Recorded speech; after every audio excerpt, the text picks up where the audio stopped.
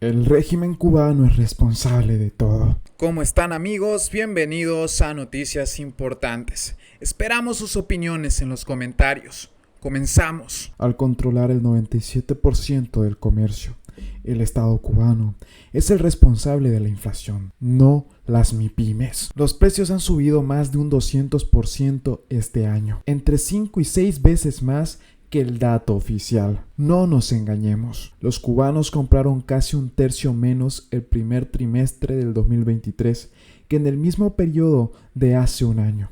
Los datos vuelven a confirmar que la inflación asfixia a la población y a su vez al conjunto de la economía nacional, que deja de obtener dinero de la venta de bienes y servicios. Las cifras publicadas por la Oficina Nacional de Estadística e Información, ONEI, sobre el comportamiento entre enero y marzo del comercio minorista en Cuba son, a golpe de vista, positivas y no reflejan para nada la realidad. Los ingresos subieron en una gran mayoría de los apartados. El crecimiento es de casi un 27%. Lo que parece ser una buena noticia que dejaría atrás los peores momentos de la pandemia y sus coletazos. ¿Pero realmente esto es así? Si se corrige el dato de precios corrientes aplicando la tasa del índice de precios al consumidor IPC que había en ese momento, 46,42% en marzo de 2023, el resultado revela todo lo contrario.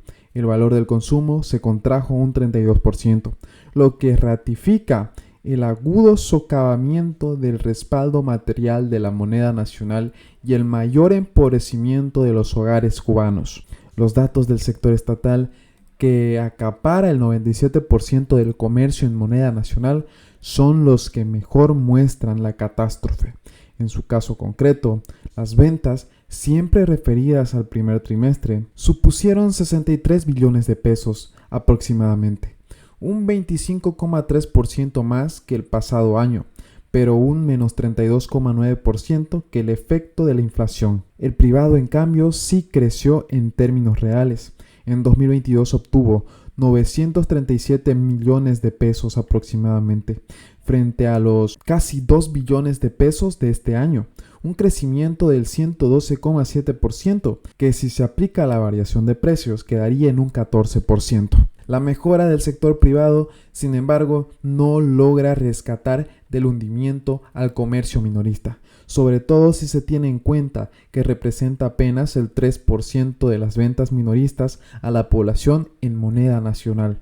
Los datos nominales ajustados a la inflación son desastrosos y la caída pudiera ser mayor, como son los estimados del Economist Intelligence Unit. Considera Monreal, que cita a su colega el economista Pavel, quien en un reciente artículo señala que las estadísticas oficiales de la ONEI subestiman entre 5 y 6 veces la inflación real. Estaríamos hablando de una inflación anual de más del 200%, dice Vidal en su texto, publicado por el TOC. En ese análisis, el especialista expresa su preocupación por la sensación generalizada que existe en Cuba sobre que las MIPYMES son responsables del aumento de los costos de la vida y son estrechamente vinculadas con la nomenclatura. Vidal advierte de que no existen pruebas que demuestren la percepción de que los dueños de las nuevas empresas son familiares de militares y de élites políticas, que lo único que hacen es comprar y vender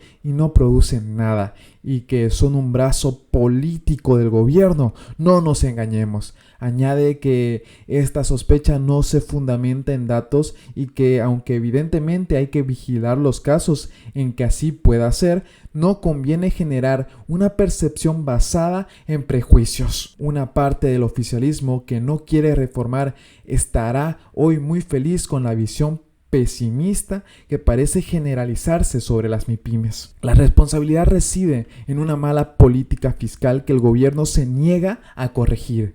Vidal explica que las autoridades cubanas, con el fin de sostener las políticas públicas, han mantenido un déficit fiscal que ronda el 3% de su Producto Interno Bruto, algo relativamente razonable y sostenible. En cambio, desde el 2015, este porcentaje ha aumentado año tras año, de manera que en 2020 ya era casi un 18%. En términos de valores nominales, de 2019 A 2021, el déficit fiscal se expandió 10 veces. En 2021, el desbalance fiscal fue de 63,000 millones de pesos. Son 63,000 millones de pesos que salieron a la calle para comprar productos y dólares que no hay, que no vemos. Los presupuestos del Estado del 2022 y 2023 no han terminado con este desequilibrio fiscal. Monreal, por su parte, apoya todo esto, apoya la consideración de su colega de que el sector privado eleva los precios porque puede y debe, ya que opera en una economía inflacionaria. Y es lo que los cubanos no podemos ver. Es la política fiscal la que debe buscar una solución lo antes posible. Mientras tanto, Cuba seguirá en la ruina. Patria y vida, mis hermanos. Díaz-Canel contra las Naciones Unidas. Siendo representante de un Estado miembro de la ONU que mantiene un escaño en el Consejo de Derechos Humanos, Díaz-Canel manipula el concepto de multilateralismo, aún contra las Naciones Unidas. El 30 de mayo, Granma reseñó la entrevista del presidente designado de Cuba, Miguel Díaz-Canel, alias El Títere, a la televisora Russia Today. En ella, el gobernante afirma que el orden internacional es injusto y que hay que cambiarlo.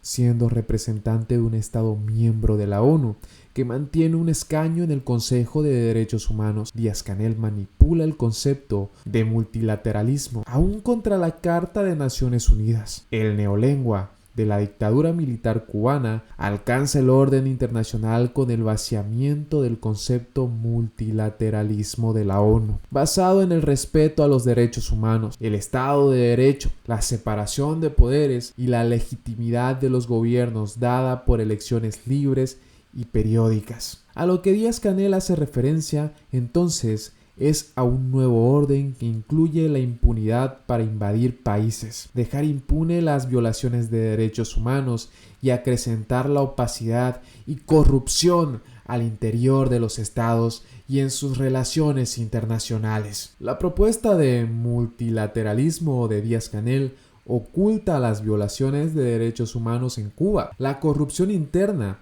y la opacidad del gobierno que dirige, pero también oculta las violaciones de derechos de los pueblos cuyos gobiernos integran el grupo de los 77 Machín, grupo de países del sur emergente, este año dirigido por la dictadura cubana. Recientemente, el gobernante de la isla dijo que apoyaba la lucha de Rusia contra Occidente. Ahora dirigió el ataque de manera más precisa a la OTAN y a Estados Unidos. A Estados Unidos, un país del que, quieran o no, Cuba depende. El secretario general de la ONU, Antonio Guterres, declaró desde el inicio de la invasión rusa a Ucrania que se trataba de una violación de la integridad territorial de Ucrania y de la Carta de las Naciones Unidas. Sin embargo, Miguel Díaz-Canel reconoce su afinidad política con Rusia, su amistad personal con el dictador ruso Vladimir Putin y denuncia una supuesta campaña mediática difamatoria contra los valores del pueblo ruso, una supuesta campaña xenófoba que no es posible localizar en ningún medio. Fusionar Estado y gobierno con sociedad es una manipulación de los totalitarismos y los autoritarismos contemporáneos. El consenso político que quiere establecer la dictadura cubana en el grupo de los 77 más China está contra el derecho internacional y la Carta de Naciones Unidas. Sus valores son contra la libertad de expresión, manifestación, asociación y prensa libre, y buscan ocultar las violaciones de los derechos humanos cometidas por los gobiernos de Irán, Corea del Norte, Bielorrusia, Rusia, China, Venezuela, Nicaragua, Cuba. Regímenes a favor de los cuales La Habana siempre vota, a favor, claro está, en el Consejo de Derechos Humanos de la ONU. Aunque este es un accionar tradicional de la diplomacia cubana desde 1959, el designado Miguel Díaz-Canel lo ha hecho más explícito luego del estallido social del 11 de julio del 2021. La estrategia de la diplomacia cubana: borrar las diferencias entre gobiernos legítimos e ilegítimos para validar la dictadura y sus aliados. La izquierda internacional se ha respaldado en el principio de soberanía e independencia de los estados para equiparar a gobiernos democráticos y estados de derecho con sus contrarios. El principio de soberanía se entiende para esta izquierda como el derecho de los estados y no de los pueblos a no sufrir intervenciones de otros países en su territorio o en su política interna. De esta forma, disculpa el tipo de régimen político de los estados, aunque sea impuesto por la fuerza o resultado de elecciones libres y periódicas. Esta indistinción ha sido aprovechada por todas las dictaduras contemporáneas, incluyendo por supuesto la cubana. El régimen de la isla no ha ratificado ninguno de los dos pactos fundamentales de derechos humanos de la ONU. No ha ratificado el protocolo facultativo de la Convención sobre la tortura de los tratos degradantes e inhumanos. Viola la Convención de protección contra las personas sometidas a desaparición forzada. Viola también la Convención sobre los derechos de las mujeres al implementar la violación estatal contra los disidentes. Viola la Convención para Derechos del Niño al condenar al menos a 39 adolescentes entre las edades de 16 y 18 años. Viola la Convención contra la Discriminación Racial por su inmovilismo frente al tema. A esto hay que sumarle que el gobierno cubano niega la posibilidad de denuncias individuales con relación a todas las convenciones ratificadas y no invita a los relatores de derechos humanos de la ONU a la isla para que verifiquen en el terreno la violación o no de los compromisos asumidos con el organismo multinacional. Mientras 129 países invitan de manera permanente a los relatores de la ONU, La Habana niega la entrada de los relatores y de todas las organizaciones internacionales de derechos humanos. La dictadura cubana actúa sistemáticamente contra los valores y principios de la Carta de Naciones Unidas y el derecho internacional, y su discurso es cada vez más antioccidental y nos está llevando a la ruina. Patria y vida, mis hermanos. Entre otras noticias, Marrero Cruz llega a Turquía para la toma de posesión de Erdogan y amarrar acuerdos, por supuesto. El presidente turco asume este sábado por otros 5 años tras ser reelegido en segunda vuelta el pasado 28 de mayo. El primer ministro de Cuba, Manuel Marrero Cruz, llegó la madrugada de este sábado a Estambul, al frente de una delegación cubana que asistirá a la toma de posesión del presidente de Turquía, Recep Tayyip Erdogan. La ceremonia tendrá lugar en la tarde de este sábado. Al aeropuerto internacional de Estambul acudió a recibirlo el embajador de Cuba, Alejandro Díaz Palacios, quien participará en la toma de posesión, junto al director general de Asuntos Bilaterales del Ministerio de Relaciones Exteriores, Ángel Villa Hernández. Por la parte turca estuvieron presentes en el recibimiento el vicegobernador de Estambul, Şevket Atli, y el subcomandante de la Gendarmería Provincial, coronel Kadir Kalaisi. Según recogió el diario Granma, se trata de la primera vez que un jefe de gobierno cubano asiste a la toma de posesión de un presidente turco, lo cual el órgano del Partido Comunista de Cuba ató a las positivas relaciones existentes entre los países, así como del buen nivel de intercambio gubernamental y entre instituciones. Durante su estancia en Turquía, Marrero Cruz sostendrá encuentros con autoridades locales y con representantes del sector empresarial y dará seguimiento a varios proyectos en curso y a los acuerdos suscritos a raíz de la visita de Miguel Díaz-Canel a este país en noviembre del 2022 en busca de auxilio para la caótica situación de la economía de la isla. En este viaje, ambos gobernantes conversaron acerca de desarrollar la cooperación existente en campos como la energía, el turismo, la construcción, la agricultura, la salud y el medio ambiente. La Habana ha alquilado varias centrales eléctricas flotantes turcas para intentar aliviar el déficit de generación eléctrica del país. A finales del 2022, esas centrales producían casi un cuarto de la electricidad que consumía la isla. Para que nos hagamos una idea, Cuba fue el primer proyecto de Caradenis en América y llegó antes de que la crisis de generación eléctrica tocara fondo en 2021 y 2022. El propósito de obtener un suministro de electricidad tuvo